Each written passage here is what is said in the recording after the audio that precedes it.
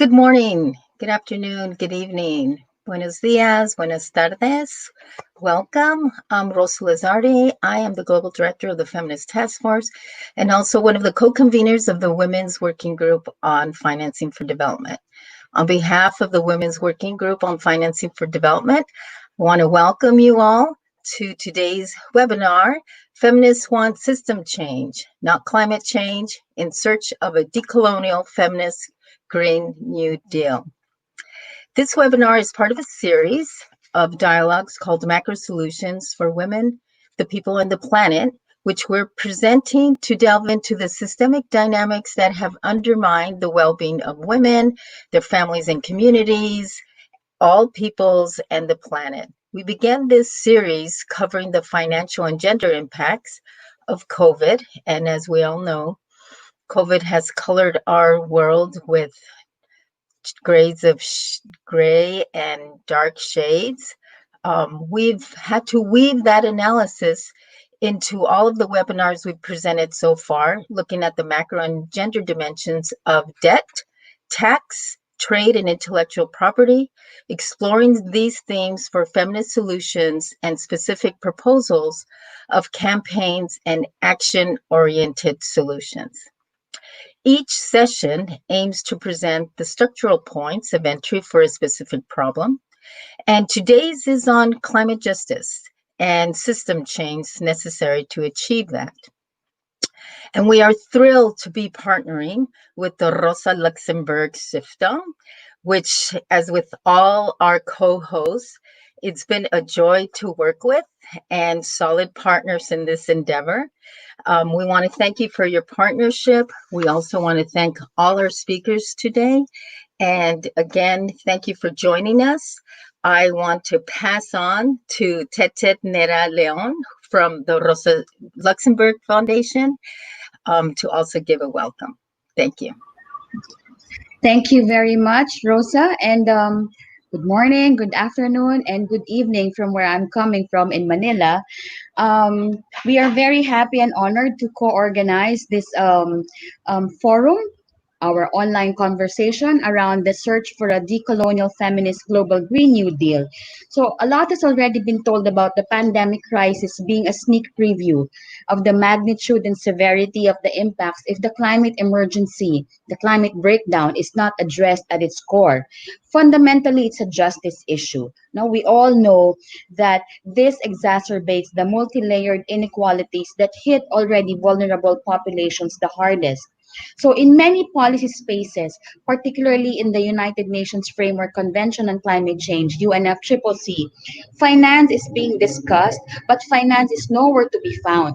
And what little finance there actually is peanuts, no? As Emilia would always say, it's peanuts. And it's also triple counted, either as ODA, loans, investments, humanitarian assistance, or it's outrightly negating the historical responsibility of those who polluted our environment the most.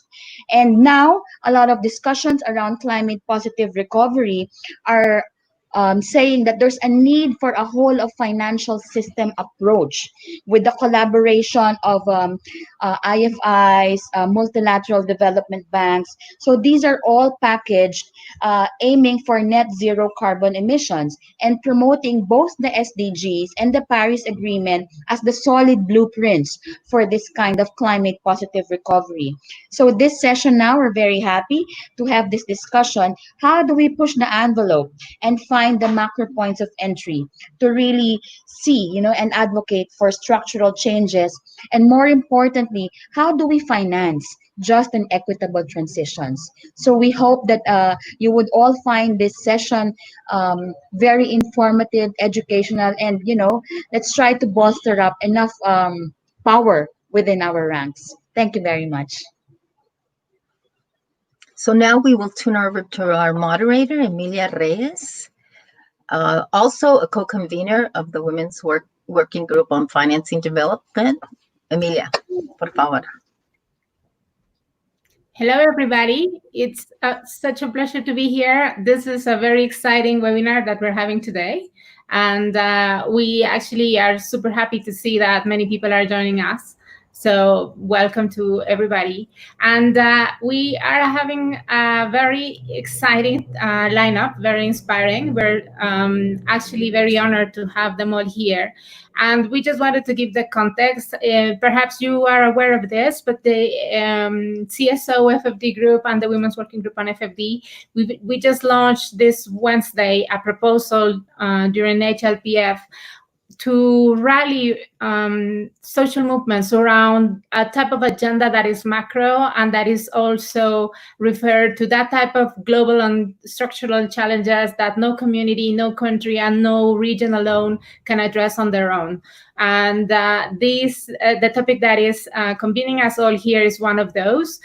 We think that actually people usually think about in the finance conversation that is a more monetary conversation, and we need more. Where are we allocating the money? But there is this other dimension that is really concerning to all of us here in this panel, which is the normative dimension of finance, which is like, what are the regulations? What are the dynamics? How can we shift those paradigms that are impacting the world and really leading us to the type of reality that we have nowadays? So rather than just calling for we need more money and we need to shift the money, is rather what are the normative dynamics that are presenting the current challenges.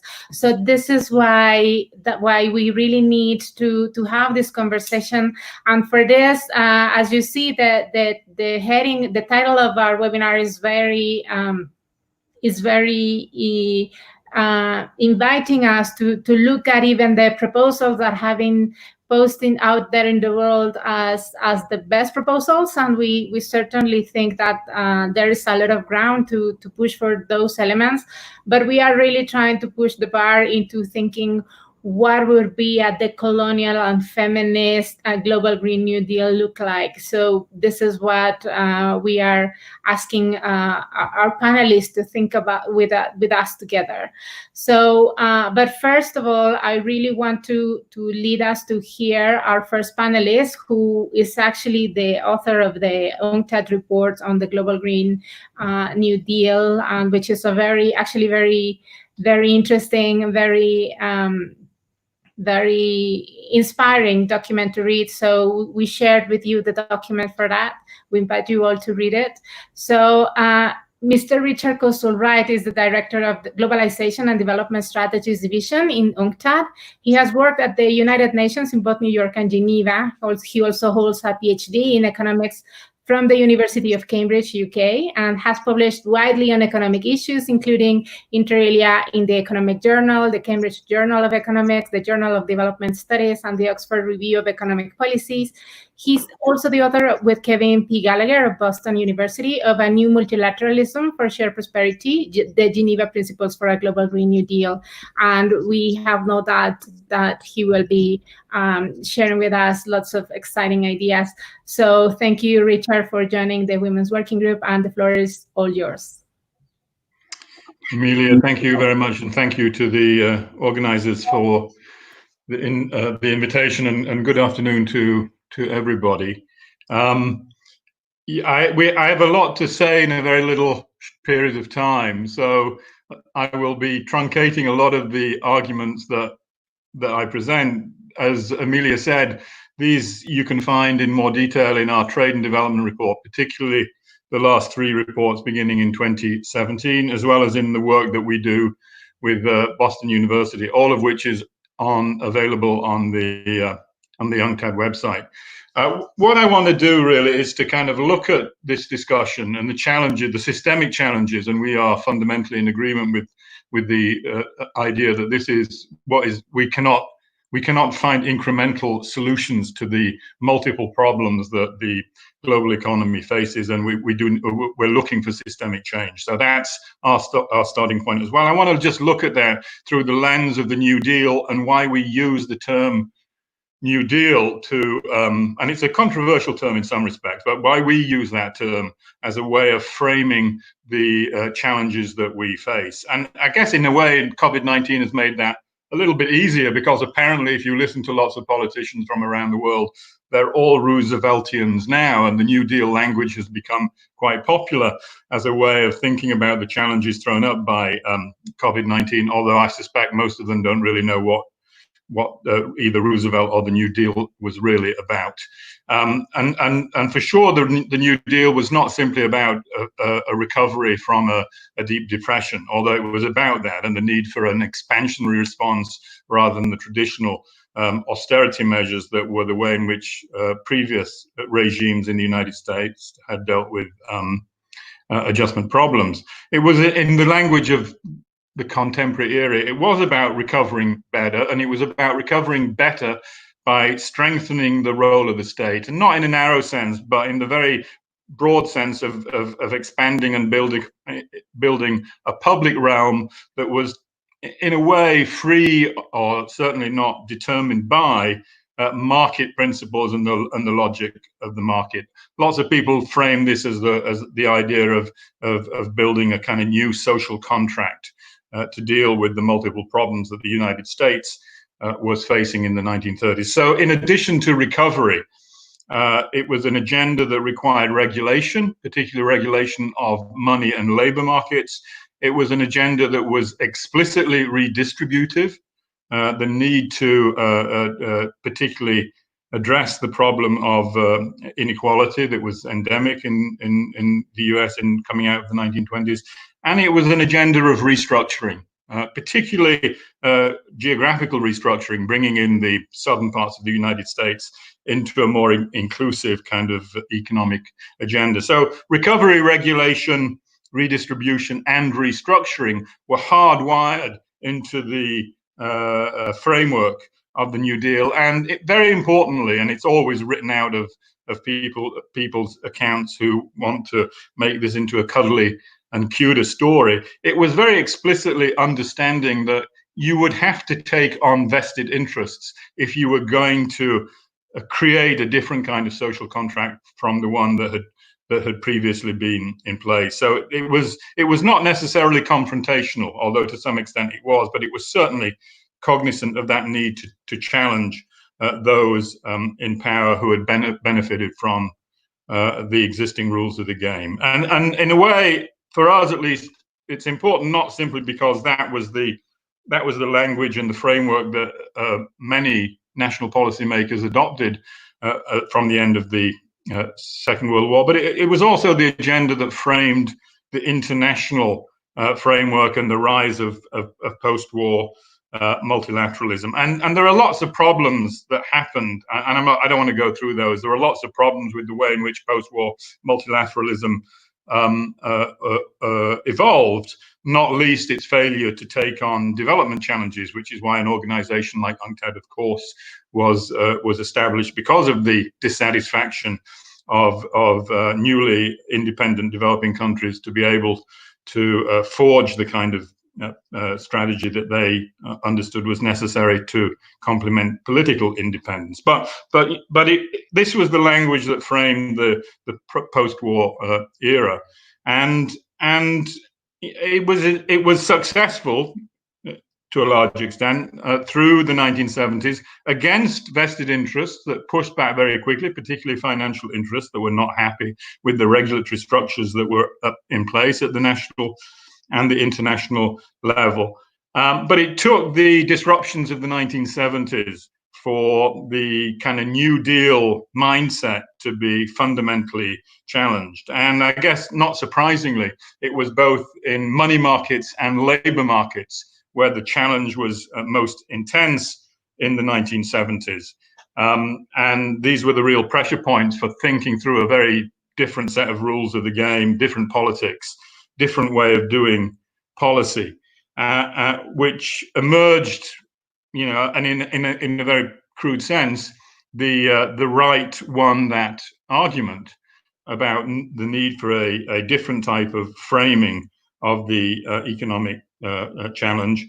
We've tried to describe that different framing by thinking about the term of hyperglobalization as defining the kind of world that emerged out of the struggles of the 1970s, struggles that were apparent in both the developed and the developing world. Hyperglobalization being a combination of marketization, financialization, and concentration or monopolization, the kind of big forces that really emerged from this, with finance and footloose finance as the driving force for redefining the rules of the economic game at both the national and the international level. And the work that we've tried to do in UNCTAD has been very much, and from a development perspective in particular, has been to show how the rules of the game that have emerged from this hyperglobalized world have hardwired inequality, insecurity, high levels of debt, and insufficient levels of productive investment into the way in which the system actually works. They're not accidental side effects of the system. They are a necessary consequence of this hyperglobalized world. Now, for us, of course, the expectation was that when this system came into crisis in 2008 and 2009, an economic crisis that coincided with the climate, or a greater recognition that we were also facing a climate crisis. The Copenhagen COP took place in 2009 too. We expected fundamental changes to take place as a consequence of the need to recover differently and address the climate breakdown. And of course, one of the things that immediately happened at the time of the 08-09 crisis was that the language of the New Deal, and particularly a Green New Deal, came back into fashion, combining the need for a different kind of economic recovery with tackling of the climate crisis. And we talked about in the United Nations back in 2009 the need for a global Green New Deal, given that neither economic recovery nor climate recovery could be done one country at a time, but would require coordinated and collective action, particularly with respect to finance, but also with respect to technology transfer. That would be required at the global level. I mean, what has surprised us, I guess, is just how resilient this hyperglobalized world has become. Because, as you all know, within a couple of years of the initial ambitious talk of a way of doing things differently that came out of the G20 and other fora, the elements of hyperglobalization were very much back in charge. You know, austerity was dominant. Financial capital remained as strong as ever. Concentration, monopolization, if anything, was increasing, not only in the financial sector but also in other parts of the economy as well. To some extent, within the UN system at least, there was an attempt to push back through the Sustainable Development Goals and to some extent the Paris Agreement. The problem with this SDGs, and of course we in the UN notionally adhere to the aspirations and the ambition of the SDGs, but it's framed around a very simple narrative, and that is the narrative of leaving no one behind, and which we don't find to be a very persuasive way of understanding the challenges around inequality and insecurity that are as much a product of rigged rules as somehow forgetting that some parts of our communities, have suffered. This is not a problem of education. This is a problem of the way in which the system works. So leave no one behind does not begin to tackle the kind of systemic origins of inequality and insecurity that come out of the workings of this hyperglobalized world. Worse than that, when it comes to dealing with the problem of leave no one behind, there is a tendency to expect that those people with the resources, essentially high wealth individuals and private finance, can somehow be persuaded to do nice things with their money. And much of the discussion about financing the SDGs is about enticing private finance to solve problems that they have created and from which they have benefited. And at least for us, that's a very unrealistic way of thinking about both the problems of inequality and the ways in which to finance the kinds of investments that we talk about as necessary for building a different kind of New Deal, one that is both global and green. And so the work that we've kind of reached in the most recent publications that we put out in the Trade and Development Report and with Boston is to try and offer this idea of a global Green New Deal driven by a very large public sector investment drive, which combines that commitment to a strong publicly driven initiative to address climate change and to address the multiple inequalities that have emerged from a hyper-globalized world, to combine that with a series of complementary policies that we think are necessary to make up a Green New Deal. Industrial policy is essential when we're talking about the structural changes that are needed in terms of the energy system, the food system, the transportation systems that need to be rewired.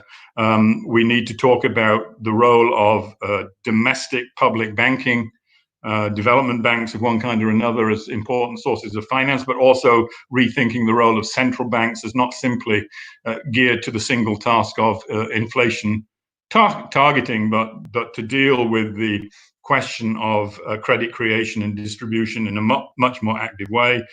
We've talked about the need for progressive taxation systems as being one source of financing green deals, etc. So there's a whole set of packages in the Green New Deal framework that come out of that focus of a strong publicly driven investment drive that I think most people buy into as a necessary holistic package to deal with the climate problem and the issues of inequality. Of course, for us in UNCTAD, and I think for most people, you cannot solve either the inequality problems or the climate problem one country at a time. It needs international coordination and cooperation to be able to solve these problems in a sustained way and within a time frame that makes any sort of sense. And a lot of the work that we've been doing under the rubric of the Global Green New Deal is therefore about the need for a different kind of multilateralism from the one that has emerged under hyperglobalization, a kind of multilateralism that very much supports the dominant role of private finance in shaping both policy and political options in developed as well as in developing countries. So a lot of the work that we've been doing is about the need for reform of the IMF and the World Bank, I guess along lines that many of you are familiar with, but also the need for different types of institutions, for example, that can deal with the problem of high levels of indebtedness in developing countries, which has become even more of an acute problem since COVID-19, and the international community has never really been able to handle properly the problem of sovereign debt, but also the need for new types of financing arrangements at the multilateral level, different types of development banks, the need to coordinate many of the new development banks that have emerged, including from the developing world over the last 2 or 3 years. So we've kind of put the need to deal with, of course, the problems of tax evasion, illicit financial flows that have become endemic part of a hyper-globalized world, again, that cannot be solved certainly by developing countries on their own, but need international support and coordination. So not only do we need a different way of framing policy and politics at the national level, but for this to work, we need a complementary multilateral system that is not captured by the interests of global finance and corporate monopolization, but are based on a different set of principles that not only give more room to states to be able to pursue this kind of agenda, but are also more democratic and open to different voices in terms of the framing of the needs of local communities and regional economies. So that's the kind of messages that we're trying to get out of the work that we do around the Global Green New Deal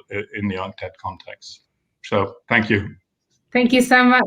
And it's already starting to inviting us to think differently, because indeed it seems like this is also an issue on global governance, and I'd say there are many things to talk from what Richard was just mentioning, including the question about whether the SDGs are the appropriate narrative for addressing the challenges nowadays.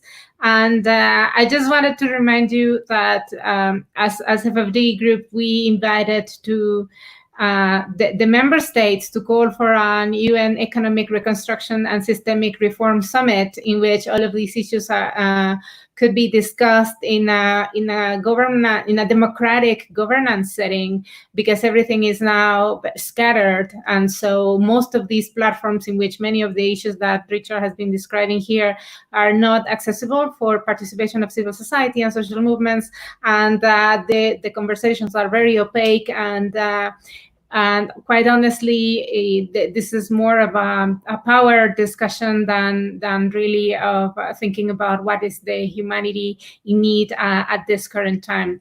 But for this conversation about what do we need in adding to what Richard has already been laying out, I'm going to invite my dear friend Bhumika Muchhala. She's a policy advocate, analyst, and activist on the international financial architecture, feminist economics, and global economic justice. Everybody knows her from when she was working with the Third World Network, engaged in civil society advocacy in the financing for development as the SDGs, as well as on policies on the Bretton Woods institutions. And she's now currently working on her PhD in political economy and decolonial theory at the New School in New York. So who else best to talk to us about a decolonial feminist global Green New Deal? So my dear Bhumika, the floor is yours. Thank you, Amelia, and thank you to the incredible organizers. I am extremely honored to participate in such a critical conversation today. So my contribution is going to explore some specific contours for a decolonial and feminist global Green New Deal. So I start with saying that a decolonial and feminist global Green New Deal, first and foremost, resists the hierarchies of racial, gender, class, caste, and sexuality, which underpin colonial, neoliberal, and capitalist narratives and systems. The ecological collapse we experience today in climate change is the direct result of an unequal social contract in which these hierarchies have shaped our social and economic relations. So a decolonial stance means that we cannot deny that we live in a world where Black, brown, feminine, queer, and working class bodies have faced acts of violent dehumanization. It means we cannot deny the links between climate change, racialized and gendered labor exploitation, the trade rules and economic structures that reproduce inequalities from all levels, global, regional to local. On a feminist foundation for a global Green New Deal, I'll highlight 3 points in solidarity with the demands of the feminist coalition on the Green New Deal. So first, that a structural feminist lens is a shift from looking at women as individuals to really looking at gender as a system that structures power relations, rooted in the gendered unequal division of labor. Second, a feminist foundation is indispensable to the care economy, or the labor of caring for people emotionally, socially, psychologically, and materially. The care economy not only upholds the wage economy, but is also its greatest subsidy, largely unpaid. The pandemic has shown us the indispensability of care work and lays bare the consequence of the lack or failure of public services for care work, largely as a result of the systemic global bias towards budget austerity. So feminist macro policy then centers the care economy, for example, through fiscal policies that scale up public services supporting women and children. A feminist global Green New Deal is one that affirms care not only in principles, but also translates them into revamping the international constraints that govern fiscal policy space for the public and care domains. And third, last but not least, a feminist foundation delivers concrete linkages to women's human, economic, and social rights. And here I highlight the Convention on the Elimination of Discrimination Against Women, CEDAW, as well as a Beijing Platform for Action, which incorporates a lot of feminist structuralism. Now I want to really look at the continuities from past to present for decolonizing the international financial architecture, which I propose is the only way to redress ecological colonialism. So a historical glance first at ecological colonialism involves, and I will simplify here, the systematic extraction of commodities from cotton, sugar, timber, spices for mercantilist accumulation through 5 centuries of European colonization. Now, this is exacerbated by fossil capitalism at the turn of the Industrial Revolution. The manifold harms on air pollution, soil erosion, desertification, deforestation, and monocrops, replacing a diversity of local production, are just a few examples of ecological effects, not to mention, of course, the predominant use of the carbon space available. So it's no surprise that climate catastrophes we witness today are being felt the hardest in countries where colonization decimated natural resources and compromised traditional ways of living that were in harmony with ecology. Powerful corporations and markets controlled by colonizers became the foundation of today's global economy. They were underpinned by key colonial strategies of wealth drain, slavery and indentured servitude, deindustrialization, and the creation of commodity and extractive enclaves, all of which play their effects out today. Today, decades after the political independence of former colonies into nation states, decoloniality needs to tackle how neoliberal economic ideology and practice effectively deploys the state to serve the market through international institutions and imbalanced rules, policies, and legal protections. Our 20th century neoliberalism that we are very much living in today involves not only the well-known policy pillars of privatization, deregulation, and liberalization, but also the creation of macro structures and governing institutions that Richard very much outlined that do not liberate the market as the rhetoric often goes, but rather encase and protect the market. So a decolonial turn implies that the role of the developmental state must be resurrected to support and protect an ethical social contract between the state and the people, to set boundaries and rules to govern the market, and to ensure anti-racist and feminist redistribution of resources, services, and access. The production of knowledge must also be questioned and challenged. The political process of producing knowledge implies that the dominant neoclassical economic discipline is only one out of many possible economic theories and ideas. So we must ask who is producing the so-called knowledge, whose histories are read in textbooks, what power structures shape classroom curriculums, and whose philosophies, theorems, and methodologies are we imbibing in our education. Consciously engaging in a pluralism of knowledge, methods, and praxis is perhaps one of the most foundational practices of a decolonial path. I would like to now turn to looking at fiscal space and politicizing it a little bit. So vastly scaling up public investment and financing for a global Green New Deal to address climate adaptation, mitigation, green infrastructure, public services is a key requirement in the global Green New Deal as outlined by UNCTAD and the Geneva Principles. In our current pandemic reality, the World Bank forecasts at least 500 million people falling into poverty by the end of 2020.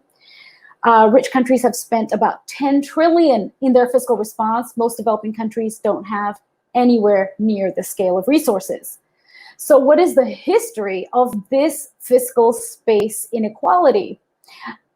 There are so many examples of wealth and fiscal drain from past to present, and I will just illustrate one example coming out in 2018, where economist Utsa Patnaik in India drew on nearly 2 centuries of data on tax and trade and calculated and published in 2018 that the British Empire drained a total of nearly 45 trillion from India in the almost 2 centuries between 1765 and 1938. For perspective, 45 trillion in today's dollars is 17 times more than the GDP of the UK today. This is not just a historical travesty. This wealth transfer diffused capital and resources across Europe, North America, and other settler colonies, creating the very conditions for industrialization and economic control by the developed countries today. This is why Asad Rehman from the UK organization Warm Wants stated in a recent webinar that pandemicism is colonialism, and that the lack of fiscal resources to fight the pandemic in the South is directly tied to colonial history. Today, corporate tax abuse and other forms of illicit financial flows are a modern form of wealth drain. We know the 2015 report of the high-level panel on illicit financial flows from Africa reported that the continent loses more than 50 billion of domestic revenue per year. So decolonizing this wealth drain, which requires multilateral commitments and intergovernmental tax cooperation to address tax evasion and avoidance, is also at the heart of a decolonial global Green New Deal. And I want to stress that there is no systemic equity without a multilateral debt restructuring mechanism to tackle the long-standing debt crisis across the South, as well as immediate debt cancellation in the wake of the current pandemic. Many developing countries, especially in the African continent, are already spending more on repaying their debt than they do on their public health system. In the pandemic, debt distress literally risks human survival. So we must counter the decades-long refusal of rich countries to establish a debt restructuring framework. And this requires an amplified global and cross-sectoral debt justice and anti-austerity campaign movement that unites all campaigns from climate justice to trade justice, to trade unions and economic and financial justice. Today, there is also great fear that the pandemic will reproduce austerity in the lost decade of the 1980s that resulted from structural adjustment programs across many countries and regions of the South. And we're currently seeing how defunding public systems and services lead directly to poverty and mortality. So structural transformation on policy pressures concerning fiscal discipline, deficit financing, and macroeconomic assessments are needed to salvage public financing for public systems. For pandemic recovery, let alone a scaled up financing push for a global Green New Deal. I propose that a critical approach to decolonizing financial structures as they evolved out of colonial histories is to challenge the global mechanisms that discipline national policies through rating and assessment instruments. 3 examples are the risk ratings produced by credit rating agencies, the IMF's Article 4 macroeconomic surveillance reports, and the World Bank's doing business indicators that reward countries for deregulation, especially labor laws. Such instruments construct a constellation of signals and signs that determine access to capital and investment, inclusion in the global economy, and approval by a deeply unequal governance system. Green financialization must also be very much addressed. We know that schemes such as green bonds, debt for nature swaps, impact investment, and ecological enclosures to offset carbon, commodify and financialize the environment, dispossess rural and indigenous communities, and are technical fixes bound to market economy forces that cannot be viable solutions. The relationships we must redevelop with our living environment cannot depend on unpredictable market-driven accounting metrics which defy the speed and severity of the social and climate catastrophes we are experiencing. One way forward is systems of consumption and production, a core concept in Agenda 21 and SDG Goal 12. This is about our existential planetary boundaries and that the global north must power down on its consumption and carbon footprint. This also means an end to fossil fuel subsidies and reorienting public funds away from military and prison industrial complexes and towards global public good provisions. Sustainable consumption and production essentially means shifting society away from the capitalist colonial logics of accumulation, expansion, and extraction, and towards food security through sustainable and organic smallholder agriculture, supportive economic and productive systems, which include social protection floors, universal basic incomes, decent work, natural resource regeneration, and anti-racist and feminist representation and meaningful governance. Last but not least, I conclude with paying respect to the long-standing call for climate reparations. A decolonial global Green New Deal needs to center and advance the global call for climate debt or reparations from developed countries to compensate for emitting the vast majority of historical carbon emissions, as well as for the loss and damage incurred by ecological harm over centuries. Reparations in response to past and current harm requires democratic governance in the delivery, use, and distinction from aid flows.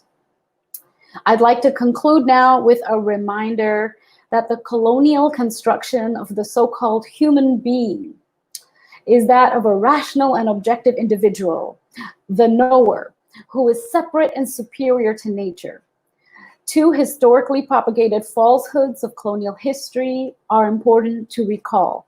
One, nature is proclaimed dead. Two, land is proclaimed empty. If land is empty, indigenous and rural communities can be displaced or eliminated. If nature is dead, it can be exploited for unlimited resources. So a decolonial and feminist global Green New Deal requires at the very core a turn to indigenous knowledge systems and ways of regenerative living to remind us that humanity is a truly collective and interdependent endeavor. Thanks. Thank you so much, Bhumika. Amazing. And I think we will have many issues to discuss here. I mean, we will have a webinar just alone on the care dimension, in which we will state very clearly how women are subsidizing the entire economy.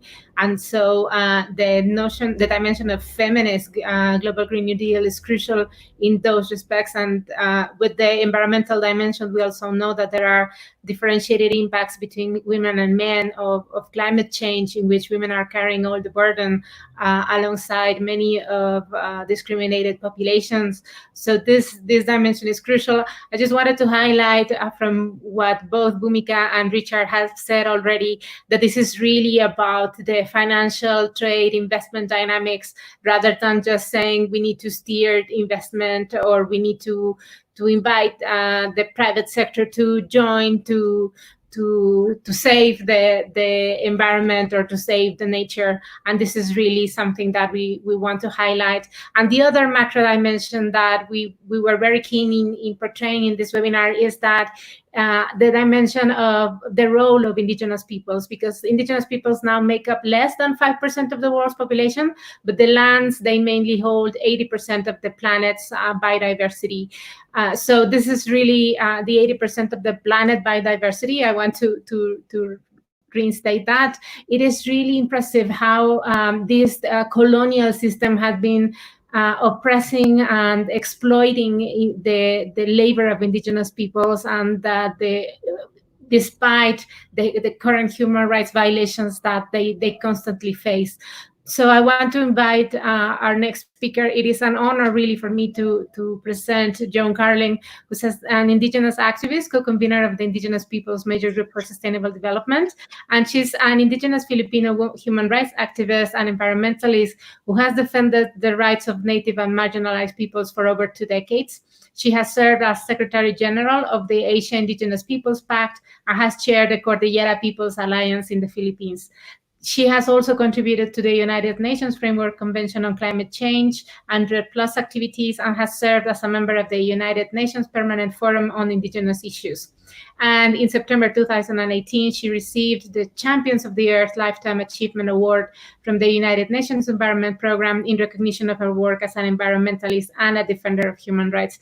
Joan Carling, you have the floor. Thank you, Emily.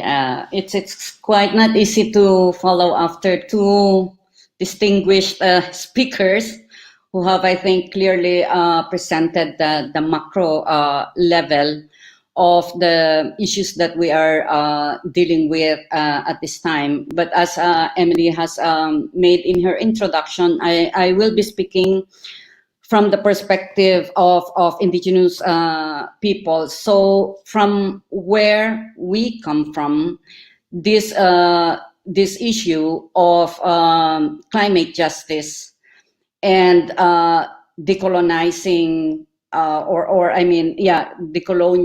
advancing a decolonial feminist global Green New Deal will have to carry from our own perspectives.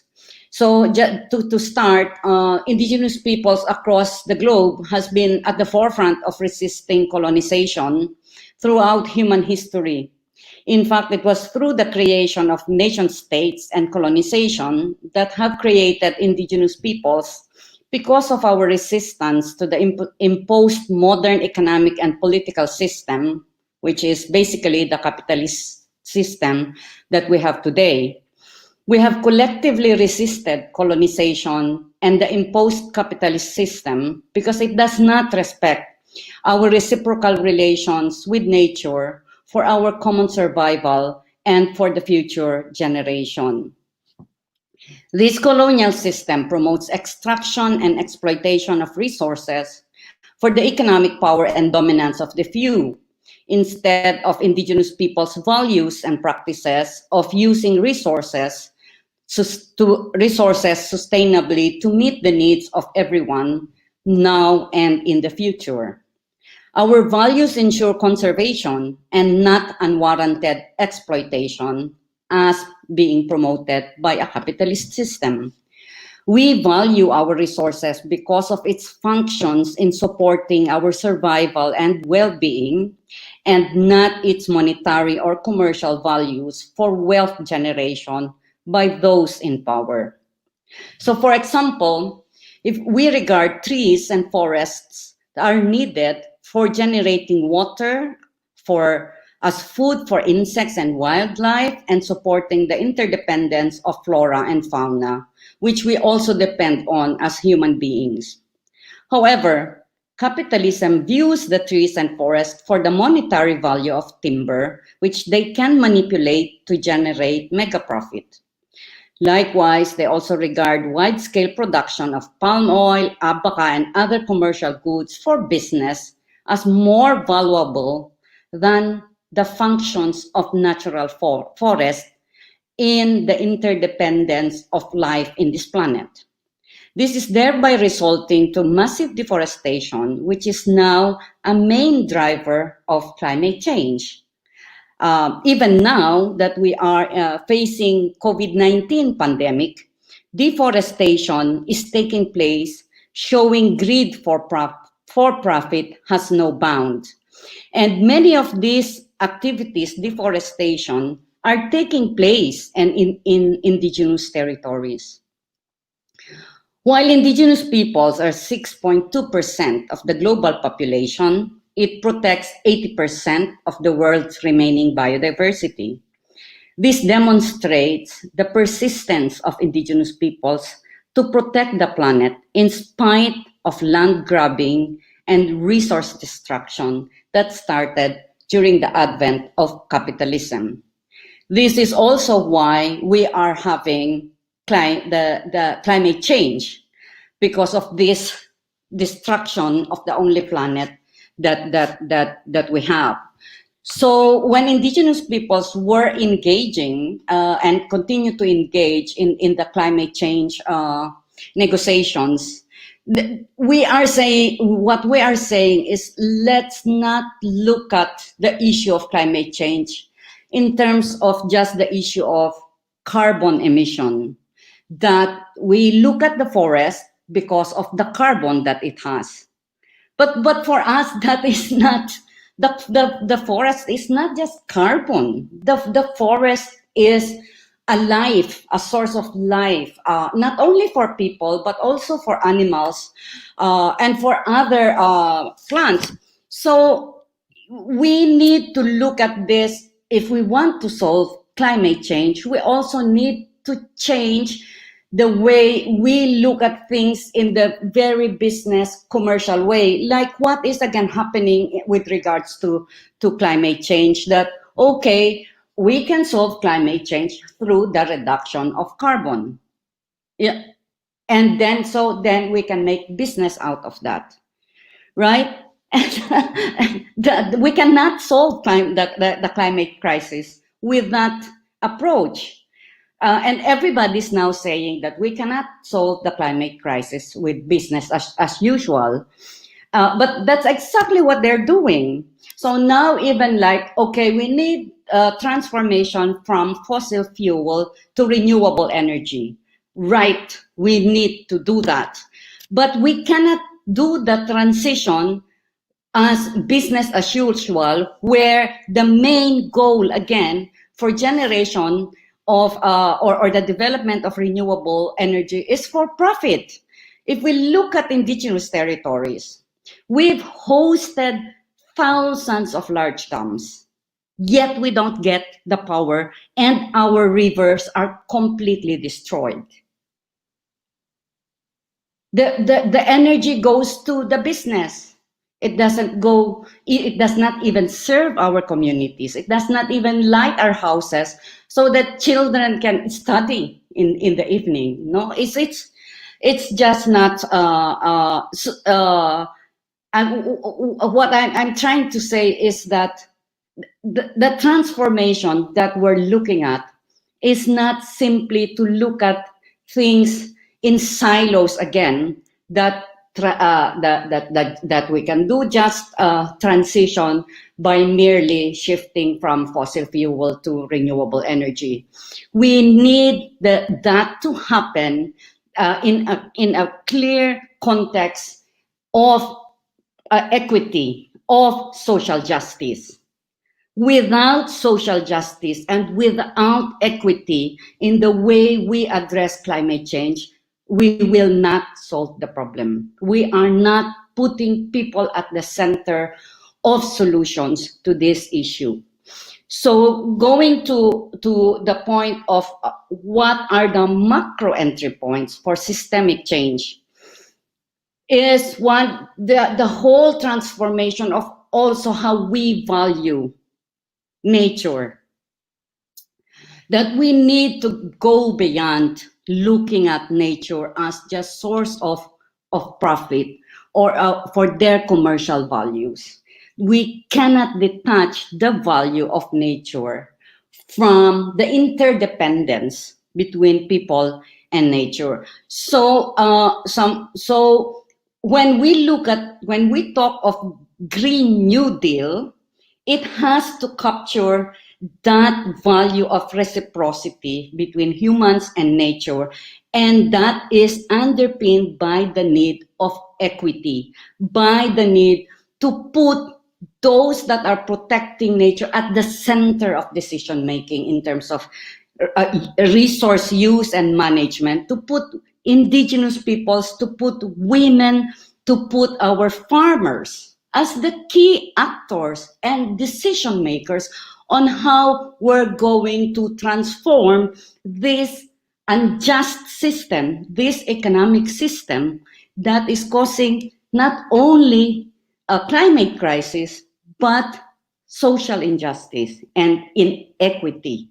So from my perspective, or from our perspective, to conclude, in relation, for example, to financing, we need to also look into stopping subsidies and phasing out fossil fuel production, which is unfortunately again taking place in indigenous territories, and to support equitable development and access to renewable energy under a rights-based and equitable approach to this shift. In talking about this, it's I don't know if everybody got the news that the struggle of the Dakota pipeline, that finally the Supreme Court decided that that pipeline should not continue.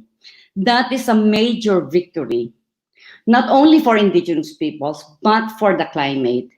And this is the kind of action that we need to globalize. And also because of the global solidarity that went into that action, it's a success. It was stopped after long sacrifice and struggles of people on the ground. So when we're looking at also how do we link the issue of shift this kind of ending fossil fuel to financing, part of that would then be for us to have, which already started, a strong campaign for divestment from fossil fuel, right? That should be, there should be no investment going to that. And investment should go for public goods and clear actions on the ground to address climate change, mitigation, and adaptation. Also, we need to ensure mechanisms to prevent accumulation of wealth, and that wealthy few taking decisions again on how do we address climate change or how do we advance sustainable development. If we don't put that in the hands of the majority of the people and put equity at the center, meaning that the public wealth is in the public hands, then we will not advance. So and the others have already mentioned the issue of tax evasion, etc., etc. But from my end, to conclude, I strongly believe that in order for us to achieve climate justice and pursue a Green New Deal, we need to have a strong global social movements with clear actions on the ground, that this movement is working from local to global and global to local in pushing for systemic changes. It's the actions of the people that will push that. We cannot rely on negotiations in the UN and states, patting their backs, just like what's happening now with the high-level political forum, which is just so frustrating. There's no political, even in addressing COVID-19, there's just no sense of solidarity and urgency that you hear. So we cannot count on them anymore. We need to count on our strength as people. We need to rely on ourselves, and I believe we can make the change. Thank you. Thank you so much, Joan. Very moving and very right to the point, in which we need to really start rallying together as social movements and citizenship, because we don't see the reaction that are needed nowadays with the pandemic, the economic recession, the upcoming famine, and it is obscene, really, that we are seeing that the same dynamics, whilst we have like a technical strategy, which is very, very useful in terms of thinking what could be a comprehensive response to the current challenges, but we don't see political will. So this is also the invitation of this type of webinars, to really invite us all to join forces, to try to work together in promoting real systemic solutions.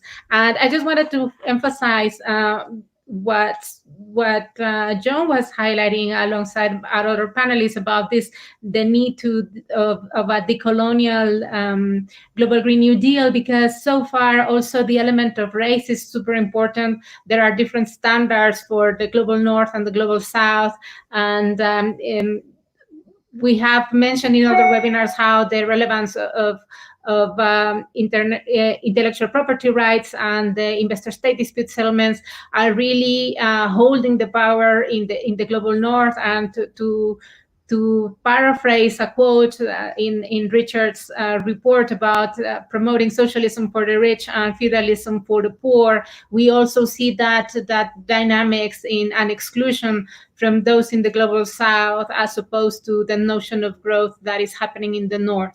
So for commenting more on these issues and reacting to what our panelists have mentioned, we have Nadja Charaby, who's the Senior Advisor on Climate Politics and Head of International Politics Unit at the Rosa Luxemburg Stiftung. And she's also one of the co-conveners of this webinar today, alongside the Women's Working Group on FFD. And we are very pleased to have her. So Nadja, you have the floor. Yeah, thank you, Emilia, and thank you, everyone.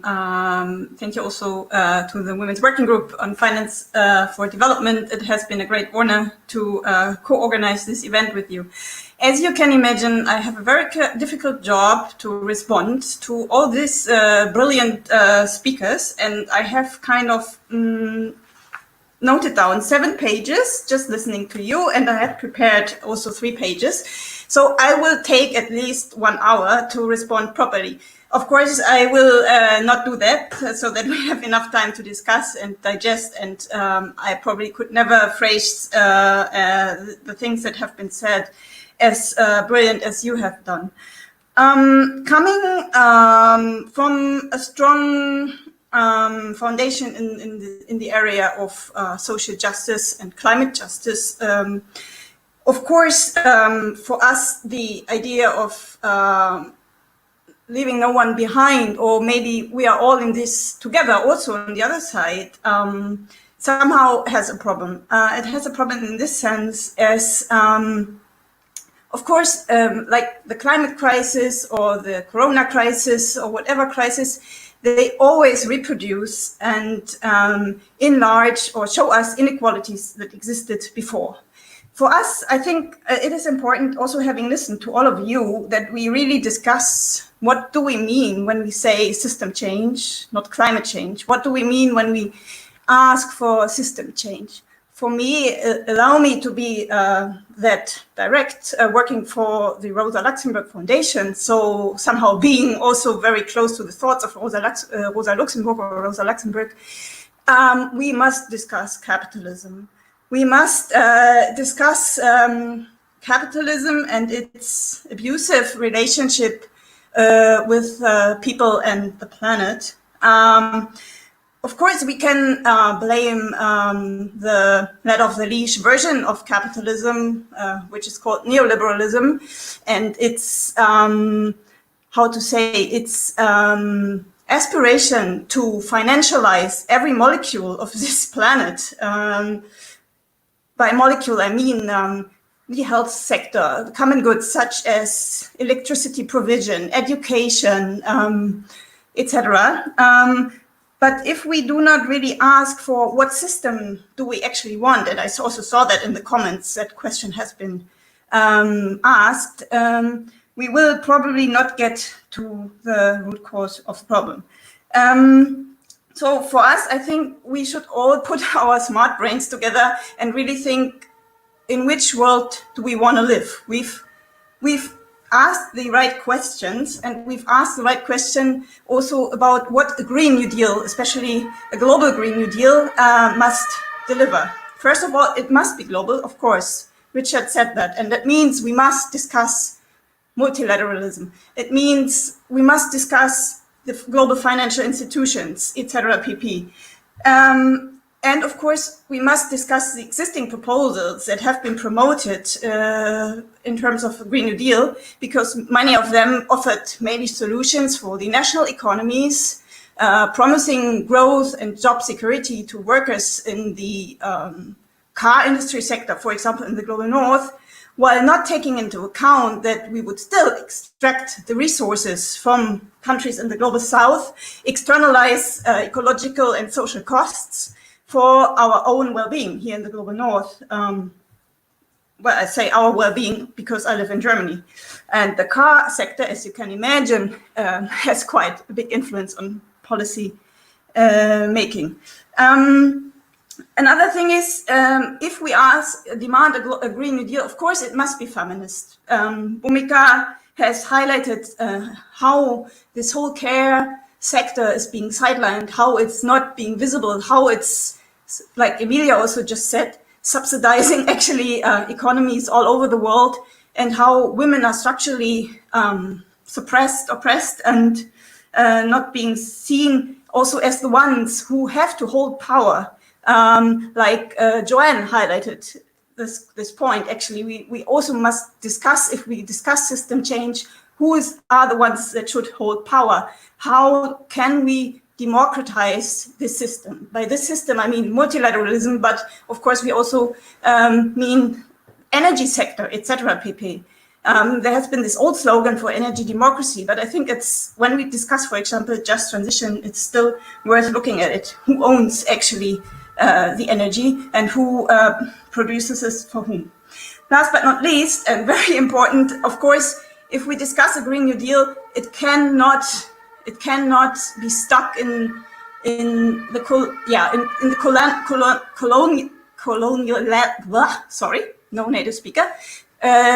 colonial mindset, or in the coloniality of our economic system. We must overcome colonialism and decolonialize our minds. Plus, really discuss in how far, and this has been brilliantly highlighted in what the three speakers said before me, how is a trade regime being organized? I'm just thinking of all these free trade agreements and investor-state dispute settlements, etc. pp. The trade sector also being one of the main drivers of climate change. Trade, like transporting one product from one continent to another, then kind of working on it and re-transporting it in order to have it ready for the consumers. This is crazy. Plus, the trade system is something deeply, deeply rooted in a colonial mindset of where we get the resources as cheap as possible from and where we will gain money from. And then, of course, and this is the core issue for this meeting here, the question about the finances. And I think here it is really, really important that for us as climate justice activists, we should, I always say, sexify the question about finance. Because as Bhumika has said, we should think about reparations. Actually, it's a very, very fundamental call and demand of the climate justice movements. Reparations for ecological debt, for climate damage, for loss and damage, because we will need a lot of money to somehow deal with this. And as we all know, I don't need to repeat this. It is the ones that have contributed least to the climate crisis that suffer most. So we also heard this in the very beginning. There's a lot of talk about climate finance, but there's not really the money flowing.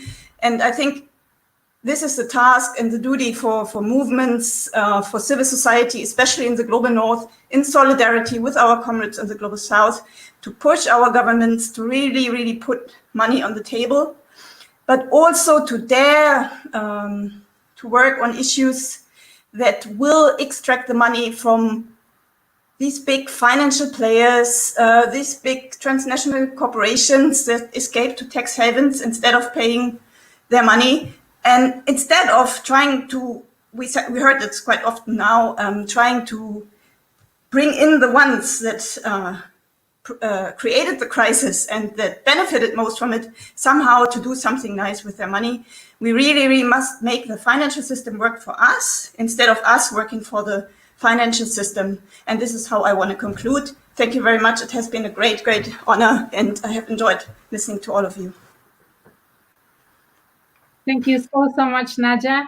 I think you've made the point quite clearly that also if we keep on working on silos, we will never meet this type of system change that everybody has been talking about. And I mean this because also, if I may be very impertinent with the environmental movement, just focusing on the UNFCCC or whatever it is that the financial system has been made for the environmental solutions, it's not enough. It's not enough because it's also focused only on a certain allocation of money and a certain direction of very small projects rather than really addressing the root causes. And so this is when I say that the 100 billions of the Green Climate Fund are peanuts. Let them have it. What Richard has been stated in his report is that we need trillions really to really move this dynamic. And as Bhumika was addressing, we need to really address all of these encompassing dimension that relates to many different layers. And this is why also we're talking about a summit under the UN aegis that is really encompassing all of these different issues that have been mentioned. But we have some questions for the speakers. Really, we have had a very remarkable reaction from the audience. So I'm just going to mention some of them, some topics to pack them. We're going for our first round and then for the second one. So the first one, I'd say there is an interesting dialogue in the audience on the issues on SDGs, the ambitions of the SDGs, the Paris Agreement, as opposed to the proposal of the Global Green New Deal. For instance, and what are the challenges? For instance, this proposal how could we achieve that global Green New Deal when the UN has an alliance to the private sector, whereas the aspirations of the SDGs are enough or not enough as opposed to what we are proposing here on this webinar. Also, how to promote change in the Bretton Woods institutions, since they seem to be steering the conversation and the actions towards this type of capitalism on steroids that is really depleting our resources and the dignity of humans. And also there is another debate that is very alive in the audience about the value of the GDP as an indicator, growth of GDP, also growth in itself are these indicators for the things that we need, and if not, how can we move the conversation? And also there are specific questions about the difference, for instance, between the EU's global Green New Deal and UNCTAD's and other qualitative issues on the EU's and UNCTAD's Green New Deal. So the floor is yours. Feel free to react to any of these issues, and then we will go back to a second round. So who wants to take the floor? Do you want me to? I'm happy to. Let me just take on the look. At least the SDGs was a big step up from the MDGs. The MDGs were a very limited way of, they weren't, although they were technically Millennium Development Goals, they weren't really about development at all. They were about deprivation and extreme deprivation, and tackling deprivation is not the same as addressing development challenges.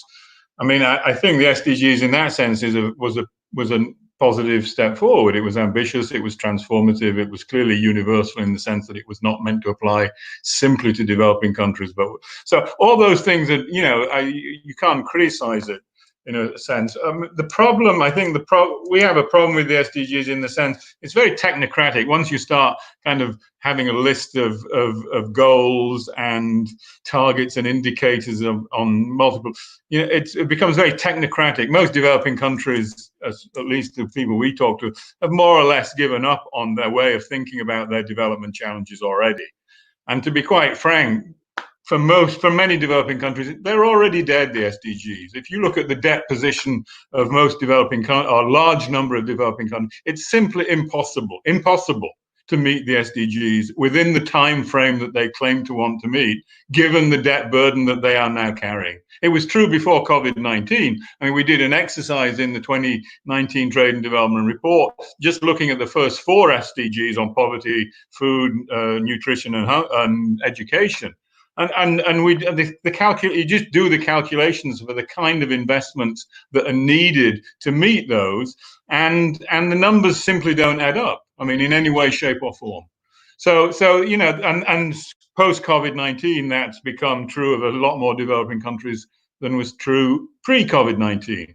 So there's serious problems, I think, there, and you know, and I think a lot of people have made the point, and we find it particularly troubling, is, you know, it has bred this kind of this, you know, it's the ideology that somehow the winners from hyperglobalization will now deal with all the problems that they themselves have created, and that because they notionally, you know, and they have the money to do it, that somehow that they will make the investments in they will fund public goods, right? I mean, the great irony of this story is that they don't even fund private investment on the kind of scale that you need to generate wealth rather than extract wealth. I mean, you know, levels of private investment, private capital formation have been on a downward trend for the last 20 years. So this financialized system isn't even financing productive private investment, let alone funding public goods, whether national or global.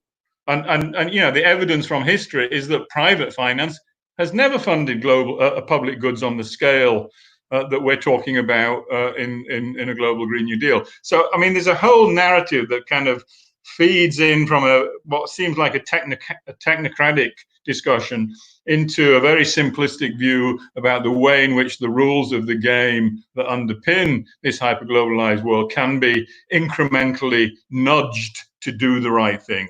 To me, to us at least, it really doesn't add up. I think there's an issue that's linked to that, and I guess it's an important issue that needs to be had about the way in which measurement issues, GDP, and growth figure into this kind of story. What's the relationship between meeting these social goals and the role of the need for growth in that? I guess, to be honest, we are not degrowth in UNCTAD. Our constituency, policymakers in the South, would simply not listen to a degrowth argument. And I personally, I don't think it's credible in the advanced economies. But in that sense, it's the kind of growth that is where the discussion should be. I don't think reducing the emissions under lockdown, which is what we're seeing now. We're locking down the economy to deal with a health pandemic, which is necessary. A consequence of that is a decline in emissions. That's not the way to solve the combination of climate breakdown and economic injustice. It won't work. So to me, it won't work.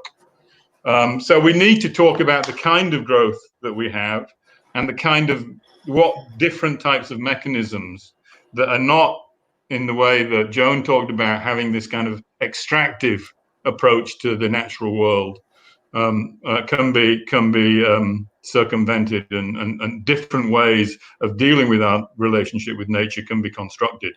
And those are very difficult issues. I mean, clearly there are very difficult issues behind that. But the issues around the traditional development issues that UNCTAD was set up to deal with are not going to go away. In fact, they're going to get worse over the next decade, that's for sure, if things don't change. And in that world, we still need to worry. I think the things that Nadja talked about at the end, what kind of financial system do we need to have that serves people and the planet, and not a kind of self-referential, asset-driven kind of model of financing? And what kind of democracy? How can we extend democracy away from its very simple notions of parliamentary representation to actually construct governance structures that can more genuinely represent a broader set of interests, whether that's indigenous movements or people of color or whatever? I mean, I think those two relationships between finance and democracy are going to be critical if we're going to come out of this with any hope of dealing with the kinds of imbalances and injustices that remain a pervasive feature of this hyperglobalized world. Thank you, Richard. And anybody else wants to take the floor? Yes, I'd just like to reinforce and affirm what has been coming up in terms of financialization. We know that the financial economy is exponentially bigger than the real economy of jobs, wages, and productive activity. The financial economy, the bubble economy, is, as we know, since the global financial crisis of 2008, has exponentially increased. We are in a situation today where the UN World Food Program has warned that the pandemic could push over 250 million into suffering acute hunger, essentially famine, by the end of 2020. At the same time, the 8 largest food and drink corporations paid $17.6 billion to their shareholders since the start of the pandemic. So this is the kind of financial economy we are looking at. Not only a tragic indictment of our unjust and a broken food system, but also, a key reminder of the outsized financial economy and corporate power. And it's been, frankly, really infuriating and disappointing that even the practical policy steps taken in the wake of World War II. For example, in the United States, there was an act on the War Revenues Act, which was to prevent corporate profiteering by the firms and businesses that were making arms for the war. All other industries are suffering, and arms makers, arms manufacturers see their profits soaring. So there were caps that were put on how much profits these war makers could accumulate. These are the kind of policies that were in place in World War II era, but we don't see that kind of financial regulation to cap and contain what is today pandemic profiteering. So the financial economy is at is really at confronting famine. We have a situation where it's famine versus financial economy, and that's just how egregiously extreme our financialized economy has become. So we know many of the ways forward. Financial transactions taxes, also brought up during 2008 financial crisis, and Germany's bringing it up again. Other countries as well are bringing up wealth taxes or solidarity tax proposals. These need to be pushed by all movements, united across all movements. Trade unions, different civic groups need to push for things like financial regulation of high-frequency speculative trading, global ban on short selling, ways to contain pandemic profiteering, which is a real issue. The only other thing I'd really like to address is this a very relevant question by my colleague, Ranja, on how do we prevent the hijacking of every positive agenda, SDGs, climate agreement, as instruments of further extraction. Now, we see this in the critiques of the EU Green New Deal. Even the US Green New Deal doesn't have the global solidarity dimension or have North-South equity dimensions, such as common but differentiated responsibilities, or looking at historical inequities. So I think one of the things that appears to me at the center of how do we work around the constant appropriation, hijacking of these multilateral agendas is for us to get extremely strategic on which sections and parts of different agendas we use, and to not expect that any one framework or any one multilateral process is going to give us the way forward, or the kind of institutional mandate that we need. I think that our social movements need to decide the agenda. We need to unite and push forward on key fundamental policy actions. And all the climate justice movements, even Occupy Wall Street in 2011 and 12, these are all inspired the racial justice movement today. These are all expiring examples, extremely relevant examples for how we move forward in a time of pandemic. We need to take charge and not root ourselves in any external agenda by any institution. Thank you so much. Thank you. I just wanted to ask our technical team if they can share the suggested readings that we had for this webinar in the YouTube comments, because that would be also very useful for the audience. And I just wanted to highlight, before Nadja and Joan reply, that there are other issues that perhaps you can also try to integrate. Some people is saying that we should, how there is this opposition between addressing poverty versus wealth concentration on the current narrative of SDGs and stuff, and also how to bring back human rights into our proposals and how to emphasize that. Also, there is evidently for many comments on how the current institutions are promoting the neoliberal measures versus the redistributive ones. And just an extra question, if anybody wants to take an effort on describing further how a Green New Deal looks like. But feel free to respond, and perhaps any other, Richard or Bhumika can come back, but feel free to take on whatever issue you are interested in. Okay, can I take the floor? Go ahead, Joan. Yeah, this is more, in relation to the SDGs. As mentioned earlier, the aspirations are well enough in terms of ambition, but the problem is it does not provide for the transformational actions to tackle the root causes of poverty, of inequality, of lack of access to justice. It recognizes this or puts some targets, but it does not really fundamentally change the factors of why these are happening. Why even in the latest Global Sustainable Development Report, it has highlighted that we are in fact regressing. Inequality is worsening. There's more loss of biodiversity than protection or conservation.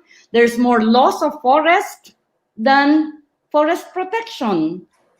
And nobody's talking about why is this happening? What are the reasons why this continue to happen? As if, everybody's just proceeding with all their blah blah on what they have achieved, and it's this disconnect that is happening in the way this SDG or the global platform is proceeding. So the other one that is also problematic is, it was mentioned a while ago, the reliance to the private sector.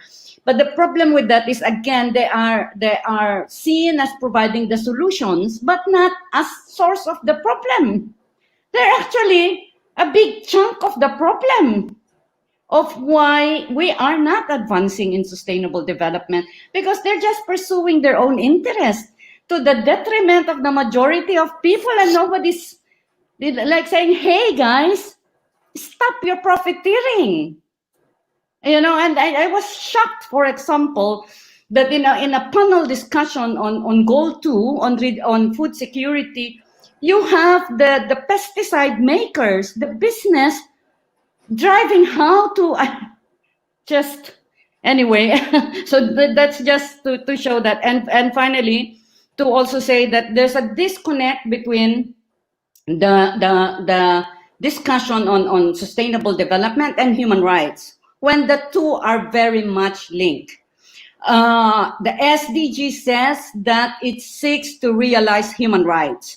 And if you look at the human rights, the human rights system, it has so many recommendations that are actually supporting the implementation or advancing the SDGs. Like, for example, the right to food, the protection of land, territories, and resources of indigenous peoples, access to justice, right to education, right to employment. These are all should be integrated in the SDG. These are the things that we need to measure if we're progressing, right?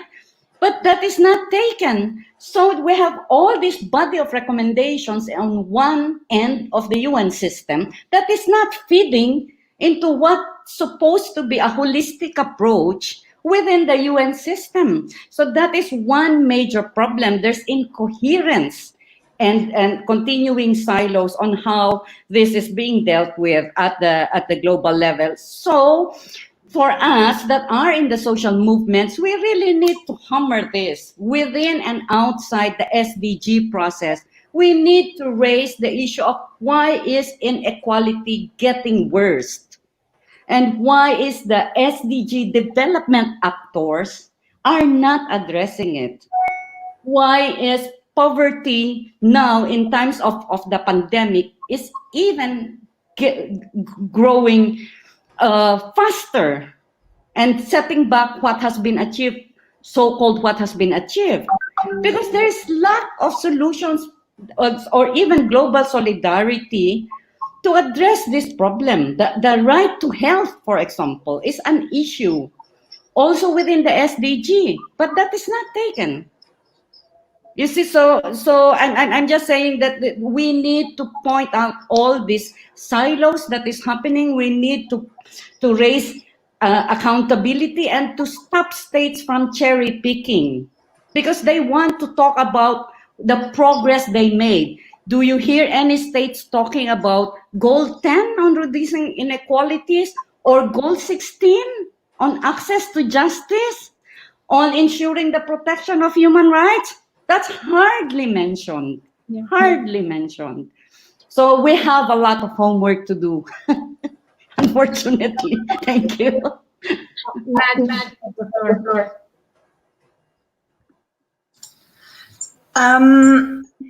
Yeah, no, so many points in my head.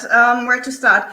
First of all, I think maybe the question is, well, at least, you know, in the industrialized countries, or in many, we have seen something through the crisis, the COVID-19 crisis. Money has been put on the table by governments. Suddenly, governments became actors again, right? And I think people have seen something in the climate crisis, or responding to the climate crisis. It did not happen. And I'm thinking especially of the youth here in Germany being very strong, pushing for our government to act on the climate crisis. So this maybe gives me a momentum of hope, where I think, okay, this might lead to a paradigm shift, which is needed, like really holding the governments accountable. But on the other hand, there's always this talk of returning to the pre-COVID situation, or to the pre-COVID normal. So what is a normal? This is also a question we must ask, because I think this is, on the one hand, it's not possible that we return to the normal, because, and this is maybe an issue that should be discussed, or maybe you have discussed it already, it's technology also. With all this crazy level of digitalization, virtual meetings, etc., pp., and the virus will stay for a while with us. I'm wondering what all this will do to us humans and our relationship to ourselves and to nature. But this is maybe another topic. It just came up to my mind that we should discuss this at a certain point of time, also when we want to discuss macro solutions. The other thing is, we really should look at where is also still public money, where is it going? We said, yes, divest from fossil fuel industry, but there's also huge financial players, such as, for example, pension funds, that invest not only in fossil fuel industry, but also, for example, I know this here in Germany or in Berlin, where we have this housing crisis. 80% of the population of my city does not own the apartments, they rent them. And now they are, the financialization of the housing market, for example, is driving crazy the social inequalities over here. So, and behind this private financial big players, there's often pension funds money in it, for example, or other, I don't know what, state-owned money. So this is maybe also some analysis we need to do properly. As somehow there, I don't know if it was actually me, there has been triggered the discussion about growth and degrowth here in the chat, as I see. I think we must discuss growth, but definitely not from a industrialized country to talking to poor countries. I'm talking about the industrialized countries. They must talk about growth, and if you ask me, also about degrowth, or at least about how much growth is enough and what kind of growth do we need. This is minimum, but I think if we talk about growth, then there are places on this earth, on this planet, that must grow, but then there are also places that cannot grow any longer because it will go beyond the availabilities of this planet. Thank you. Thank you so much. So sad. It has been a very lively conversation, but we came to the end of the time for our webinar. I will thank all of our speakers, and also to a very enthusiastic and engaging audience. That I will also invite my colleague Rosa to join us to say goodbye to the audience. And well, just to say that many of the issues will be also addressed in further webinars, and we are thinking perhaps in having just one at the end of this series, just to discuss actions and how we can process as collective movements all of these ideas that have been promoted into these very relevant conversations. So thank you all, and I don't see my colleague Rosa, but thank you all for joining us, and